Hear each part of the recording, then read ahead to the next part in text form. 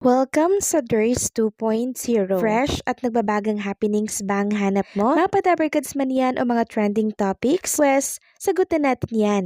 Kaya naman isubscribe nyo na ang ating channel para sa mga nagbabagang balita everyday.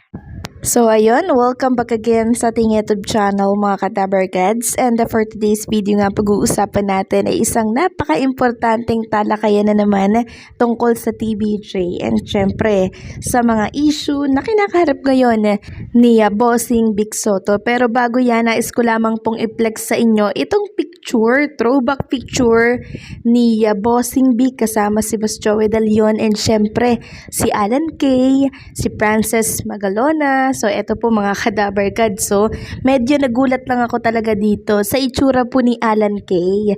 Kasi kung ikukumpara nyo siya sa picture ngayon versus noon, talagang lalaki at maton na maton po itong si Alan Kay.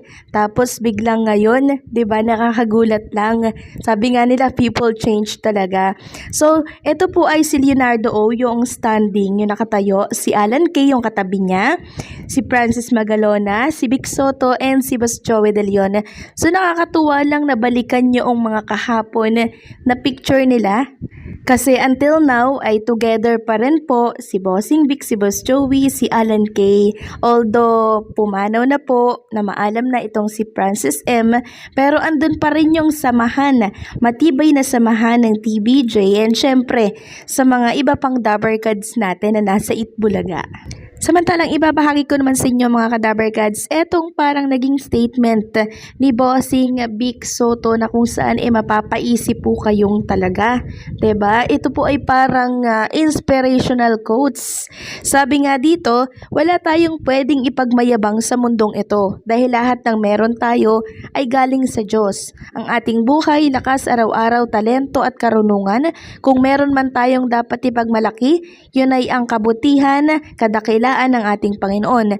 Sa lahat ng pagkakataon, huwag nating kalimutang magpasalamat sa Kanya dahil ang bawat biyayang natatanggap natin ay patunay ng Kanyang walang hanggang pagmamahal at habag. Sabi pa dito, kapag nahihirapan tayo sa buhay, huwag tayong mawala ng pag-asa. Alalahanin natin na ang Diyos ang ating kanlungan at lakas, handang gumabay sa atin sa bawat pagsubok.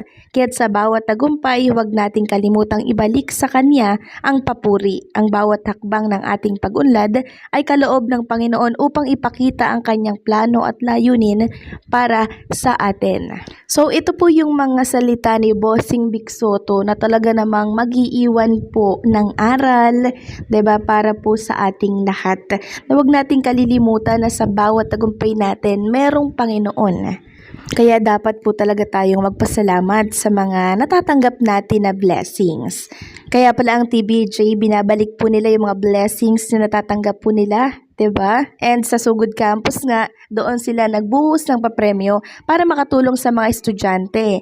Sabi nga po dito ng BEED 1, Be the Difference.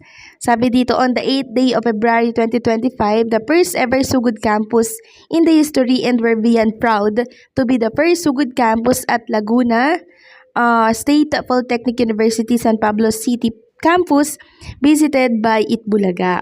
A heartfelt appreciation to the legendary host Vic Sotto, Tito Sotto, Joey De Leon, and the amazing Maine Mendoza Raisa, Tasha Miles Ocampo, and more for making this unforgettable plus epic performances from Horizon U, ID, and GAT. A unforgettable experience, Kaeduk. We are truly grateful for the opportunity to be this wonderful event and for making it memorable and special for our campus. So, sobrang grateful at nagpapasalamat po ang unang campus na nasugod po ng Itbulaga netong Sabado. Ang dami pong natulungan doon ng Itbulaga mga kadabarkads and talino po na nakaisip ng pakulong ito. Dahil alam nyo mga kadabarkads, nagustuhan ito ng mga televiewers, mga online viewers. Sobrang proud na proud sila dahil isa silang legit dabarkads at suportado ang Itbulaga.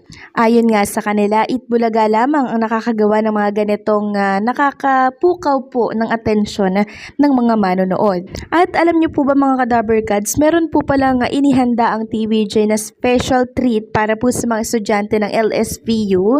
Andyan ang CDO, namigay po sila, Pudgy Bar, ang sulfur soap, and syempre ang Smart C. Samantalang after nga po mga Kadaberkads ng Sugod Campus mga kapatid, merong isang restaurant na pinagkainan po itong mga Daberkads natin. So, sa isang restaurant na yon, naging pulutan po nila itong si Direk Daryl Yap. Paano ba naman kasi mga Kadaberkads yung parang waiter doon? Pangalan po nitong si Daryl Yap. Daryl yung kanyang pangalan. Kaya ang TBJ, mayat maya pong napagtitripan yung kanyang pangalan. Mismong si Daryl na po na waiter ng restaurant yung nagbooking patungkol dyan. Sabi po ni Daryl, "Thank you TBJ team, kahit mayat-mayan yung pinapansin ang pangalan ko. Hindi po ako si Daryl Yap." So, ibig sabihin, pulutan po si Daryl Yap habang kumakain sa isang resto, etong si Daryl, dahil nga po sa pangalan niya na isang gumawa ng controversial na pelikula.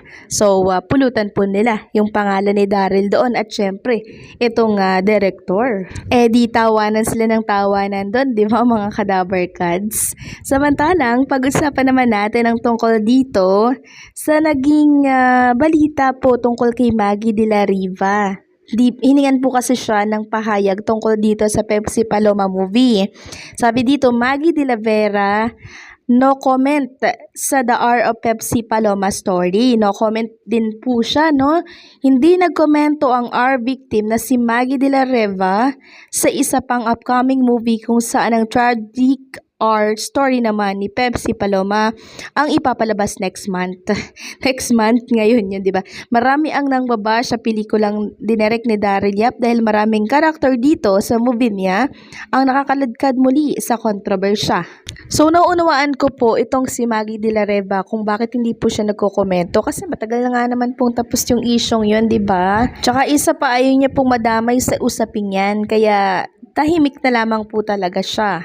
Kasi yung mga ganitong sensitibo po na mga nangyari ay hindi na po dapat hinahalongkayan, 'di ba? Pero ang pinagtataka ko nga, ginawan pa po ng movie nito nga si Direk Daryl Yap. Kaya eto, nagkaroon siya tuloy ng patong-patong po na kaso at mayroon pa pong 30 or 35 million na hinihingi si Bossing Vic Soto bayad danyos sa pagkakaladkad ng pangalan po niya sa naturang kontrobersya na pelikula. So, salip na walang problema sa Direk, nagkaroon po ng problema. Kasi si Direk daw, nilapitan daw ito ng pamilya nitong si Pepsi Paloma para sa ika-40th death anniversary ng kanilang anak, gawan daw ng pelikula. So, hindi niya sinaalang-alang yung mga masasagasaang tao. Hindi po ba? Dapat, hindi yung gawa-gawa lang ng movie. Dapat meron din tayong pakikisama at pagsasaalang-alang sa mga tao na na-involve or dinadawit sa naturang issue. So, ano po ang komento ninyo dito mga Kadaberkads? Hanggang dito na lamang po ang update natin. Maraming salamat po sa patuloy na pagsuporta and don't forget to like, share, comment, and subscribe.